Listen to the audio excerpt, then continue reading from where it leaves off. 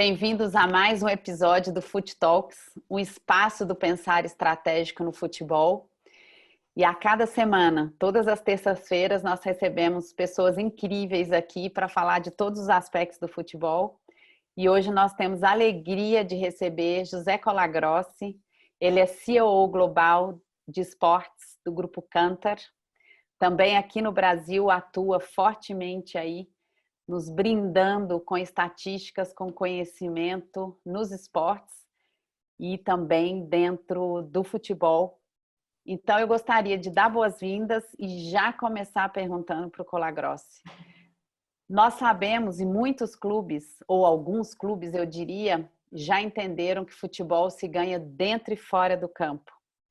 Qual a sua opinião, sua vivência sobre isso? E se você puder comparar o Brasil em relação a outros países como os europeus, como você vê o posicionamento dessa vitória dentro e fora? Primeiro, obrigado pelo convite, estou muito feliz de estar aqui, sou fã e queria, acima de tudo, agradecer o trabalho que vocês fazem há tantos anos. Eu digo muito, né, seja quando eu dou uma entrevista ou no meu Twitter, que torcedor informado é torcedor empoderado. A informação empodera as pessoas. E o torcedor empoderado, ele é um poder que pode ajudar mais o clube, seja através de apoio, seja através de pressão. E o trabalho que vocês fazem há muito tempo é de empoderamento dos torcedores. Enfim, e eu parabenizo por isso.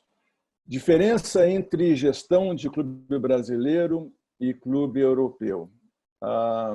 Interessante. Eu diria o seguinte, a maior diferença que existe, sim, existe uma diferença de investimento, existe uma diferença do nível de profissionalização dos gestores, existe uma diferença de como os clubes europeus veem atividades de comercial, marketing, licenciamento, comunicação, como muito mais estratégicas que no Brasil.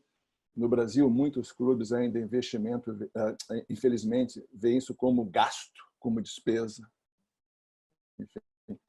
E eu ouço até hoje, em 2020, quando eu falo, cara, contrata um profissional de comunicação importante. Eu quero falar, não, se eu tiver dinheiro, eu contrato um jogador novo. Enfim, como se eles fossem exclusivos, que ou você contrata um jogador ou você contrata um profissional de comunicação. Mas a grande diferença não é no nível do profissionalismo entre os clubes da Europa, os principais, e os brasileiros. A diferença é no conceito do que é ser um clube de futebol. Já há algum tempo na Europa, os principais clubes, como a UEFA também você pode colocar nessa lista, como a Premier League também você põe nessa lista, eles não se veem como clube de futebol. Eles se veem como uma organização de mídia que tem um clube de futebol. Isso é uma percepção, é um approach totalmente diferente do que nós temos na América Latina e no Brasil. Ou seja, eles entendem que tudo acontece no ambiente da mídia. A interação clube-torcedor, torcedor-torcedor, patrocinador-torcedor, patrocinador, clube, tudo acontece no ambiente da mídia. É na mídia que o clube se comunica, é na mídia que o clube se promove, é na mídia que o clube vende, é na mídia que o clube se manifesta, se posiciona e engaja. Então, qual é a visão deles lá fora? É que nós não somos um clube de futebol. Nós somos uma organização de mídia que usa a mídia como interface de todos os nossos relacionamentos e, por acaso, temos um clube de futebol. Então, nesse ambiente da mídia é onde o clube gera valor para os seus torcedores, para os seus patrocinadores, para os seus apoiadores. Porque, de novo, repetindo, tudo acontece no ambiente da mídia. E isso acontece através, vamos listar, da interação com os torcedores, da aproximação dos torcedores com os patrocinadores, ou seja, da criação de ativações digitais e de hospitalidade que agregam enorme valor ao patrocínio.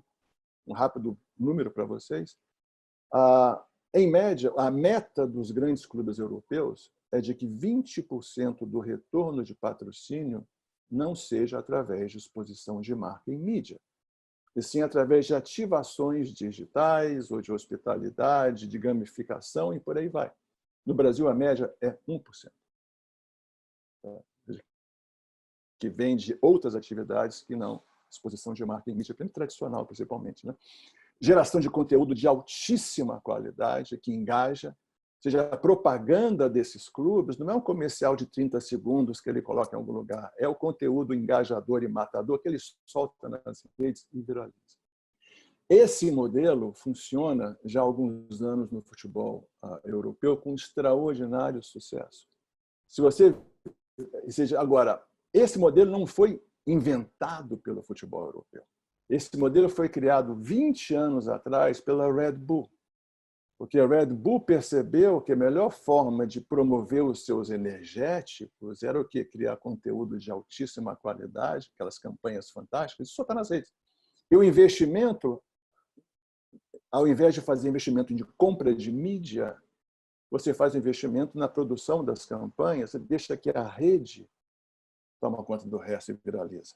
E aí é uma mudança de conceito onde as pessoas, ao invés de fugirem do comercial, elas buscam o comercial. Que o comercial passa a ser o conteúdo procurado. Essa é uma mudança de conceito, acima de tudo, que o futebol brasileiro ainda não entendeu. E se nós analisarmos todas as campanhas de altíssimo resultado, vamos falar assim de algumas, as campanhas da Heineken, aqueles filmezinhos da Heineken, sabe, que são incrivelmente interessantes. Tem um no Brasil, tem um da Itália, tem um dos Estados Unidos, tem um da França, tem um do Japão. As pessoas buscam aquele ninguém entende que aquilo é um comercial. Ou seja, aquilo é um conteúdo matador que as pessoas veem 10 vezes, mandam para todo mundo. E é isso que gera o valor para a Heineken, nesse caso para a Champions League. A P&G faz uma campanha semelhante em anos olímpicos que é extremamente interessante, ou seja, de homenagear as mães dos atletas, porque as mães são as compradoras de produto da P&G, enfim. E por aí vai. A Champions League, a UEFA faz isso. A construção de marca da UEFA ela é toda feita nesse modelo. A UEFA é uma máquina eficiente de geração de mídia. Que agrega valor para todo mundo, para os clubes, para a UEFA e para os seus patrocinadores. No Brasil, isso é uma coisa nova, porque o Brasil tem que dar 2 passos antes de poder adotar esse modelo. O primeiro passo é o entendimento disso. Entender que nesse mundo digital o torcedor é empoderado, o torcedor é um protagonista, o torcedor tem voz, rosto, opinião e influencia. Ainda existe uma certa dificuldade dos clubes brasileiros, não todos, de entenderem que o torcedor digital é um protagonista fundamental e que eles têm que saber dialogar com esses torcedores. Tem que entender o que eles sentem. E o segundo passo é, entendendo o papel do torcedor no mundo digital, no futebol digitalizado, o segundo passo é entender o papel da mídia. E esse talvez seja o pulo ou o desafio mais importante que a gente tem, porque, infelizmente, o futebol brasileiro ainda entende comunicação, licenciamento, marketing como gasto. Né? Tem que gastar, tem que contratar profissionais, e aí contrata o mais barato possível, enche de estagiário a sala, enfim. E depois não entende. Depois não entende por que as coisas boas não acontecem. E isso é muito importante na área de patrocínio também, mas a gente pode falar sobre isso daqui a pouquinho. Você só me lembrou, antes de passar com Medina, a definição que eu mais gosto de marketing é aquela do saudoso Raymond Richards, que ele diz: marketing é entender para atender. E quando você pensa a complexidade disso, maravilha. Medina. Colagrosa é uma pedagoga, professora Maria de Fátima Pérez. Ela diz que a gente entrou na era do conhecimento, mas ainda com o pé enterrado na era da informação. Né? Uhum. E pergunta, né, será que o necessário desenvolvimento da habilidade seletiva, né, diante do bombardeio de informações que a tecnologia da informação e comunicação nos oferece foi realmente desenvolvido? E eu emendaria, né, você que tem assim um trânsito e é um especialista né, nesse tema e faz muita pesquisa, né, inclusive dentro do esporte, do futebol, dentro desse bombardeio de fake news que a gente tem hoje, que a gente não sabe o que é verdadeiro, o que é falso. Como é que você vê, né, aí os próximos tempos em relação a esse momento, né, de ebulição que a gente está vivendo em relação à própria validade das informações? Ótima pergunta. Eu sou professor do INSPER, da SPM e da Trevisan, essas duas no curso de pós-graduação, em algumas disciplinas. Uma delas é inteligência de mercado, que é a minha principal disciplina que eu mais gosto de lecionar. Enfim, eu apresento para meus alunos já há alguns anos um modelo de pirâmide da informação que é bem interessante. Porque, na verdade, existem 4 níveis, né, de inteligência e informação. Você tem o nível mais básico, que é dados. Ou seja, e nós, como grupo, durante décadas, nós vendíamos dados. Dados de audiência, dados de consumo, dados de intenção de eleitor, dados disso, dados daquilo. Só que no mundo digital tem tanto dado, seja pela rede, o que você quiser, você vai lá, faz um Google e aparecem centenas de dados, muitas vezes conflitantes. Cada vez mais os dados puros entregam menos. Essa é a realidade. E aí, se você subir um nível nesse modelo, você tem o nível da informação. O que é informação? Informação é o dado analisado. Quando você pega o dado, estuda o dado e analisa, e você começa a criar informação, aí você tem um nível onde que entrega muito mais. Lá na minha prática, faz anos que nós paramos de ser fornecedores de dados. Ou seja, o nível mais elementar que nós trabalhamos é o nível da informação. O dado é um insumo que a gente usa para gerar informação. Mas existe um nível ainda acima, que é quando você pega a informação e você aplica a informação para o caso específico, você trabalha no nível de inteligência, no nível de insights, nível do conhecimento. Esse é o nível que nós, como empresa, buscamos almejar. Ou seja, sempre ser um trusted advisor dos nossos clientes, para que a gente possa não apenas apresentar, ou seja, a informação que se aplica, mas também como aplicar aquela informação em benefício do cliente. O que acontece é que, nesse mundo digitalizado, e essa é uma das grandes diferenças entre o mundo analógico e o mundo digitalizado, o erro no mundo analógico era muito barato. Ou seja, você não entender o comportamento do cliente, não entender o que o cliente sentia, não tratar o cliente bem, no mundo analógico, estava barato. Porque o máximo que o cliente podia fazer era, vamos lá, mandar uma carta para a seção dos leitores do jornal, né? Ou seja, ou ligar para o saque, ou ligar para o Reclama Aqui. Reclama Aqui já é até digital. Ou seja, antigamente não tinha Reclama Aqui, não tinha nada disso. Tinha que mandar uma carta para algum lugar, ou ir pessoalmente lá fazer uma reclamação. Ou seja, era muito barato errar. Uma marca errar ou um clube errar. No mundo digital, o erro custa muito caro.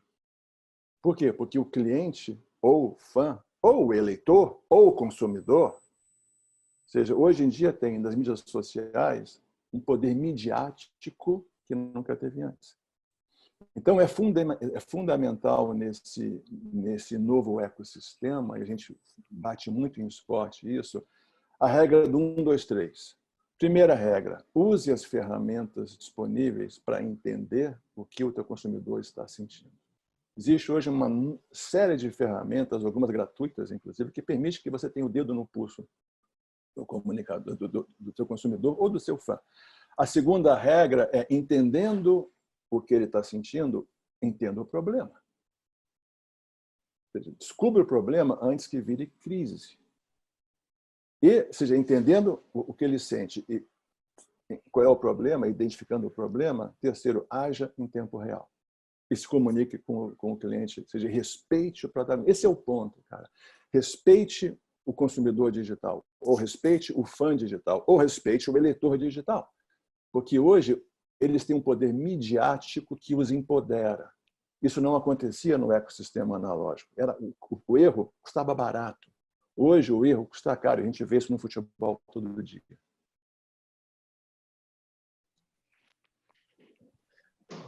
Rafa? Bom, Colagrossi, falando aí de empoderamento do torcedor e esse poder da rede social, semana passada em Minas Gerais, eu sou de Belo Horizonte, nós tivemos aqui 2 episódios envolvendo o Atlético Mineiro, em que 2 contratações de jogadores foram basicamente vetadas pela torcida. né? Uma de um jogador que havia jogado no rival e, devido a essa rivalidade, a contratação foi cancelada. E a outra de uma contratação de um jogador colombiano que, por estar sendo alvo de uma denúncia de agressão à namorada, a torcida também se manifestou nas redes sociais e a contratação foi suspensa. Você vê isso como um movimento que vai se tornar normal daqui para frente? Como é que você analisa isso? Cara, já é normal há algum tempo isso. É que muitos clubes não entendem essa é a diferença. Ou seja, o fato de você não ver não quer dizer que não existe. Tá? Uhum. Outro dia, quando houve esses dois fatos em Minas Gerais, nós fizemos uma rápida pesquisa nos nossos dados e a gente viu que desde 2012, essas coisas acontecem. E aqui é um outro exemplo de como usar esse ecossistema digital para o bem, ou se não souber usar, coisa ruim vai acontecer. Exemplos recentes de como usar isso para o bem. A campanha da torcida do Fluminense para atrair o Fred. A campanha da torcida do Botafogo para atrair o Calu e o Honda. Ou seja, o clube, a torcida virou parte do negócio, inundando as mídias sociais dos jogadores. Venha para o Brasil, a gente vai te abraçar, venha. O Honda disse várias vezes que só veio ao Brasil porque ele ficou emocionado com o engajamento da torcida do Botafogo. O Calu, igual. O Fred, seja para voltar para o Fluminense, igual. Ou seja, quando os clubes reconhecem esse novo ecossistema e como operar dentro dele, coisas ótimas acontecem. Tem 3 exemplos recentes. Por outro lado, ou seja, quando o clube não sabe utilizar e não reconhece o empoderamento do torcedor, coisas ruins acontecem. Cara, vocês se lembram que não faz muitos anos, né? não 3, 4 anos, que o único recurso que o torcedor tinha de protesto era pichar muro do clube ou fazer bagunça na porta do clube, né? Ou seja, eram os recursos que haviam de protesto. Hoje em dia, no mundo digital, o torcedor pauta a mídia, o torcedor pressiona, sabe, gestor, impede a contratação, como foi esses 2 exemplos que você falou, do jogador colombiano e do Thiago. Enfim, isso só vai crescer. Por quê? Porque o empoderamento do torcedor só faz crescer.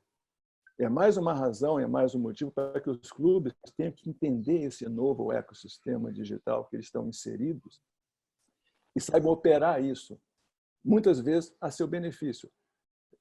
Entenda o que o seu torcedor está sentindo, seja, se comunique com ele frequentemente, ou seja, e aproxime o torcedor do clube, o torcedor do patrocinador e por aí vai. Colagrossi, nessa hora aí que a gente está fazendo uma avaliação nos clubes, no Brasil, o que a gente tem visto, infelizmente, cada vez mais é o futebol brasileiro, nos últimos anos principalmente, conhecido lá fora pelos poucos jogadores que atuam principalmente nos clubes europeus aí com mais visibilidade. E é um enorme risco para essa indústria, né? Você está vendo ao contrário.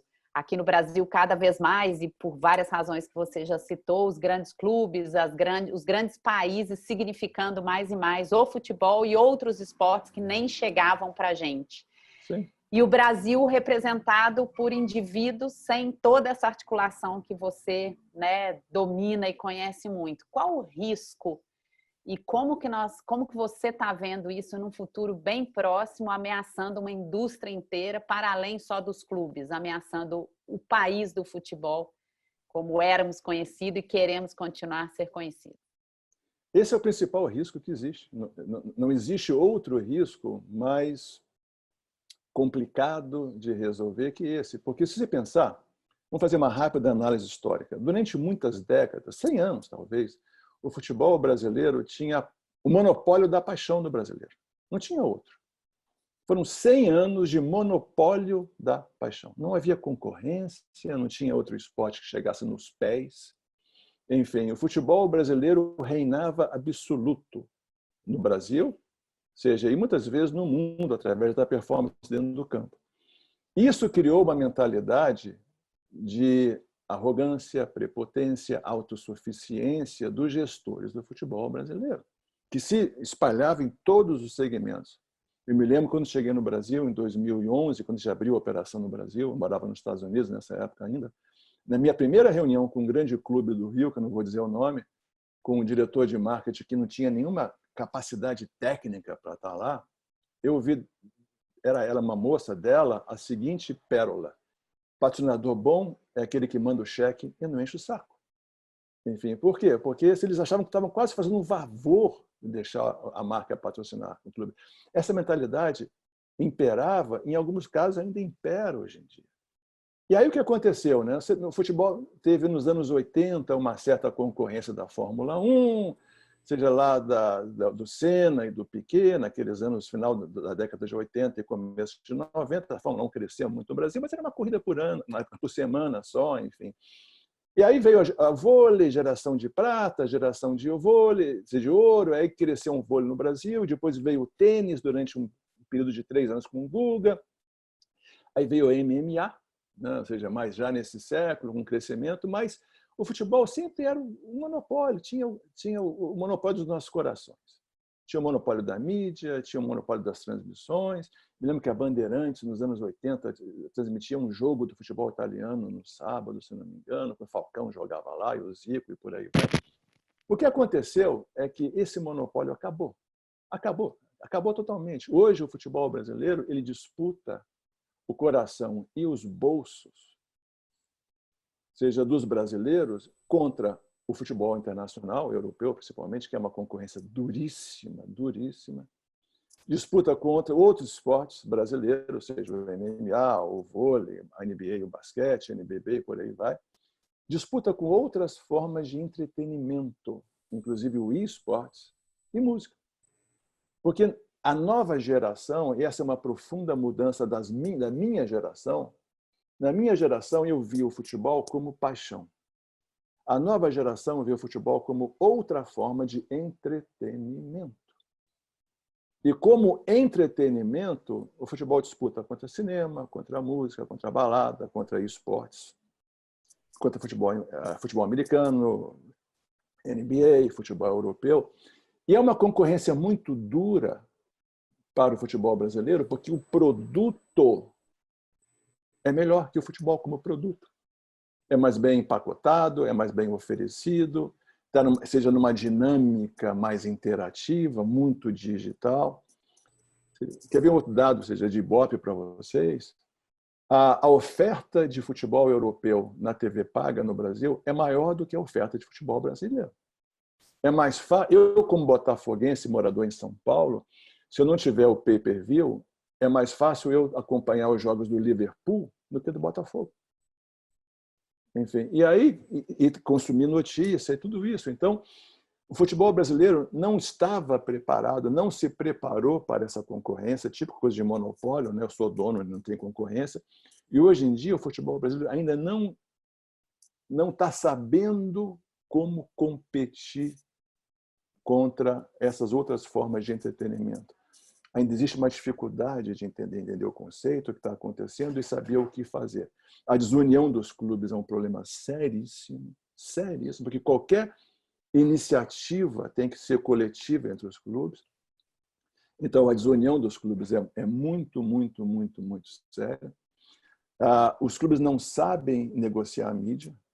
A gente viu esse exemplo recentemente na discussão dessa MP, seja que foi criada seja às escuras e que foi colocado goela abaixo, e a reação dos clubes, na minha opinião, foi errada em relação a isso. Eu tenho os dados, os clubes não. Enfim. E os clubes não entendem ainda que o calendário brasileiro precisa ser profundamente reorganizado para que as competições tenham mais brilho, tenham maior apelo. Porque hoje em dia o campeonato é tudo fragmentado, você tem muito tempo com o estadual, e quando eu falo isso, os meus clientes de federação me ligam me xingando, mas sabe, você tem muito tempo de estadual, e aí você tem um brasileiro, que fica meio espremido, aí você tem Copa do Brasil, Libertadores, Sul-Americana, tudo em paralelo, ou seja, brigando pelo mesmo espaço, enfim, e tudo é difícil de fazer. Por quê? Porque não há união. Enquanto não há união, e os clubes, outra grande diferença entre o futebol europeu, não o futebol europeu, o esporte internacional e o esporte brasileiro, essa é uma questão cultural.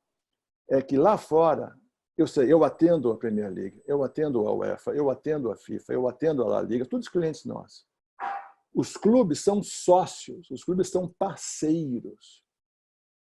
Só são inimigos dentro do campo. Fora do campo, eles são parceiros, eles trabalham juntos. No Brasil, ainda existe essa visão de que você tem que destruir o outro clube, você tem que querer mal, ou seja, o palmeirense quer a destruição do Corinthians e vice-versa, o vascaíno e o Flamengo.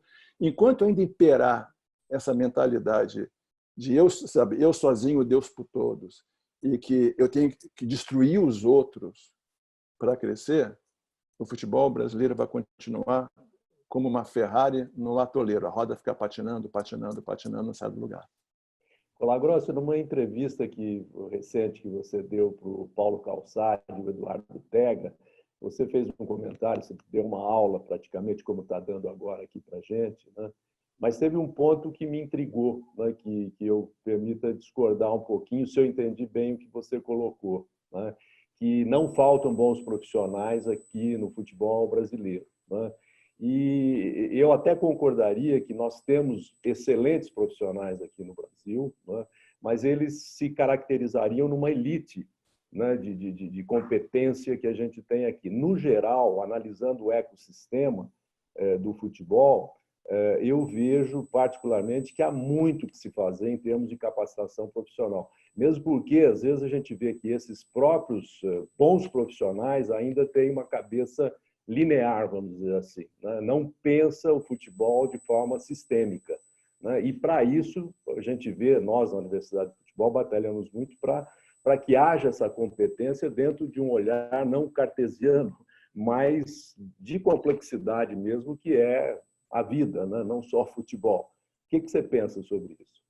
Cara, a gente não vai discordar aqui, tá? A minha posição é o seguinte: o processo de profissionalização do futebol brasileiro é como uma corrida de maratona. Tá? Ou seja, sabe Jogos Olímpicos, aquela corrida de 100 metros, né? Todos os corredores saem e chegam ao mesmo tempo. Já na maratona é bem diferente. Você tem sempre uns corredores elite que estão liderando lá na frente, disparados. Aí tem um espaço, aí tem os intermediários que estão já atrás, mas também correndo. Aí tem outro espaço e tem aqueles lá atrás, sabe, os gordinhos, enfim, que já estão andando, já não estão correndo mais. Enfim.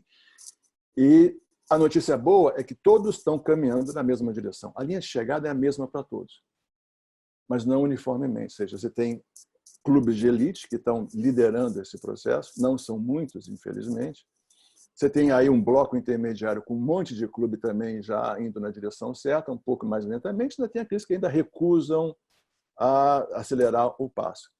Quando eu disse para o Calçade que existem bons profissionais de futebol brasileiro, eu acredito nisso, eu conheço vários deles. Falta profissional? Sim. Por exemplo, recentemente, um clube que vocês têm bastante conhecimento, lá de Curitiba, eles me ligaram esse fim de semana para dizer, cara, a gente não consegue achar um profissional de marketing que possa nos ajudar como a gente quer. A gente já falou, entrevistou várias pessoas e tudo vem aqui com aquela mentalidade de futebol, cabeça antiga, mundo analógico. Agora, se nós compararmos com 10 anos atrás, o progresso foi muito grande. Se, por um lado, não há como negar que muito há de ser feito, também negar o progresso que existe seria profundamente injusto aos clubes e aos profissionais que promoveram essa melhoria. Sim, ainda existe uma demanda por capacitação, treinamento, enorme demanda. Mas o meu ponto para o Calçade e para vocês é o seguinte: existe muito profissional bom no Brasil que não consegue trabalhar porque os clubes não os deixam trabalhar. Na área comercial, então, que é a área que a gente atua mais fortemente, é uma vergonha. Os caras são contratados, não tem dados, não tem informação, o clube não quer investir nisso e fala, ó, me arruma um patrocinador. E fica aquele maçarico na cabeça dos caras, cadê o patrocinador? Cadê o patrocinador? Cadê o patrocinador? Isso é uma pressão insustentável em cima do cara. Eles têm que arrumar qualquer patrocinador, não há alinhamento de expectativa, não tem combinação de resultado, não tem, sabe, nada. E aí o patrocínio não dá certo e a culpa é do cara. A culpa não é do cara. A culpa é de uma mentalidade do clube de eu quero um cheque agora a qualquer custo. E quando isso impera, certamente você pode ter um cheque a curto prazo, vai ter um patrocinador infeliz que não vai renovar com você lá na frente, e você pega bons profissionais, mas dão a eles as prioridades erradas e não dão a eles oportunidade de trabalho.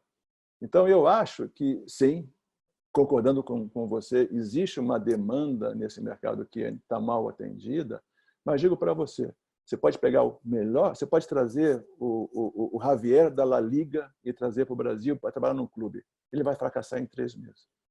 Não porque ele não é preparado, é porque o clube não vai dar a ele as condições e o tempo necessário para ter sucesso. Interessante, né, Colagrossi, que você nota, né, analisando os organogramas dos clubes de futebol brasileiro, que aqueles que mandam, né, quem tem o poder de decisão, eles são amadores, né? E o segundo escalão para baixo é que estão os verdadeiros profissionais, né? Isso é um paradoxo também que acho que sintetiza um pouco a tua reflexão, né? Exatamente, é isso mesmo. É o modelo associativo que existe no Brasil. E esse modelo é a causa de tudo. Porque é um modelo que você troca todo mundo a cada 3 anos, então você nunca tem uma continuidade. Tem exceções, o Atlético Paranaense é uma exceção dessa, mas sabe, e troca tudo. Toda a mentalidade do gestor eu tenho que fazer tudo em 3 anos. E tem outra coisa. Eu escrevi um artigo que eu publiquei no final do ano passado, dizendo que a grande vitória do futebol brasileiro em 2019 foi que o torcedor finalmente acordou para a necessidade de gestão. E essa foi a grande vitória do futebol brasileiro. E é verdade isso. O torcedor hoje discute orçamento, discute balanço, discute gestão. Quando não fazem muito anos, talvez 3 a 4 anos atrás, tudo que o torcedor queria era título. Ganha o campeonato e todos os seus pecados serão perdoados. Essa era a mentalidade da torcida brasileira até recentemente. Enfim, hoje em dia, a torcida entende que não há vitória dentro do campo sem vitória fora do campo. Não há sucesso no campo sem sucesso na gestão fora do campo. E tem alguns clubes mostrando isso. E isso faz aquele meu exemplo, sabe, da maratona, que tem 3 ou 4 clubes liderando esse processo. O que a gente vai ver são que esses 3 ou 4 clubes vão ganhar cada vez mais, os outros vão ganhar cada vez menos, e isso vai ter um efeito negativo, que é a falta de competitividade, mas vai ter um efeito positivo, vai fazer a torcida acordar para a necessidade de gestão e pressionar os clubes nesse sentido.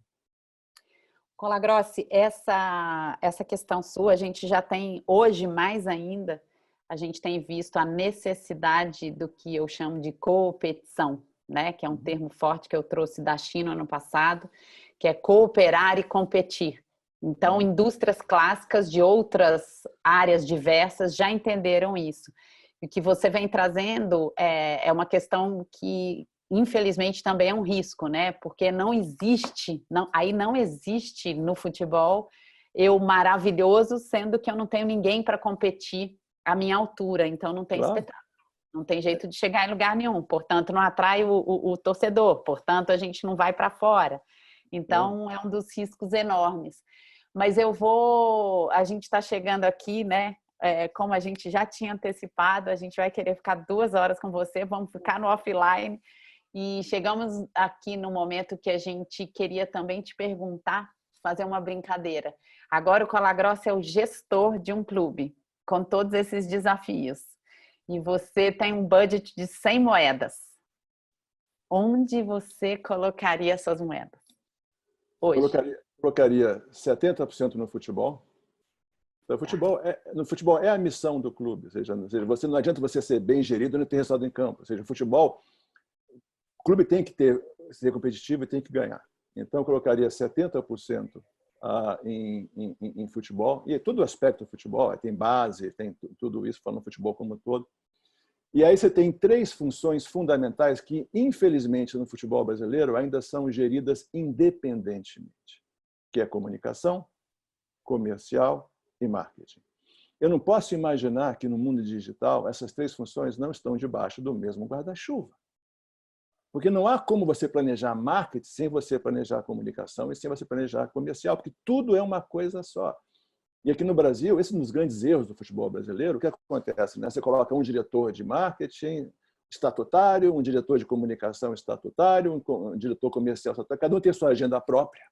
Muitas vezes nem falam entre si. tem disputa política, de espaço, não sei o quê, sem nenhuma sinergia, sem nenhum planejamento, enfim. Eu reuniria essas 3 áreas debaixo de um guarda-chuva, só que eu chamaria de diretoria de desenvolvimento de negócio, porque no fundo é o que é desenvolver um negócio do clube. Daria para eles 20% do orçamento, teria profissionais fantásticos, investiria em geração de conteúdo proprietário, ou seja, de altíssima qualidade, matador, engajador, ou seja, faria a torcida se sentir no meio do ecossistema. Essa é outra mudança estratégica, ou seja, o torcedor tem que ser o centro do ecossistema.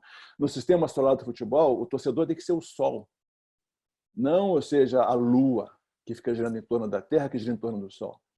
Ele faria essa mudança de conceito, colocaria o torcedor realmente no centro desse ecossistema, a razão de tudo, e os outros 10% distribuiria no que sobrasse de jurídico, clube, social e por aí financeiro, vai. Né? Financeiro vai, enfim. Porque, de novo, o futuro, os clubes que tiverem sucesso, eles vão se tornar empresas de mídia que têm um clube de futebol.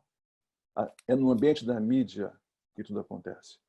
E ignorar a mídia ou agir apenas reativamente à mídia é um erro estratégico que custa caro aos clubes.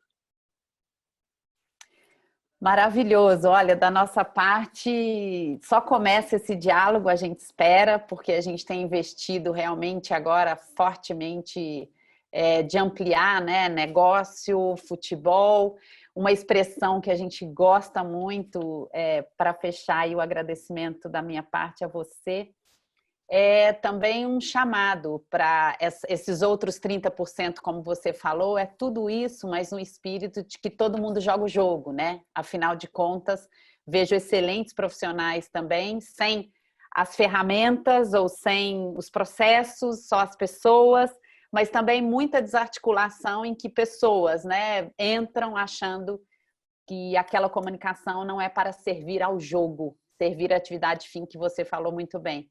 Então, é tudo, como diria em Minas, junto e misturado. Mas há um propósito, porque o mercado é gigante, mas a competição também. Da nossa parte, super obrigada. E queria que você fizesse suas conclusões finais, pensando aí daqui 5 anos.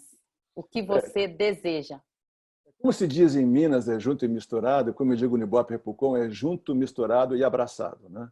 Ou seja, porque você tem que estar, seja abraçado, tem que ter uma sinergia em relação a isso.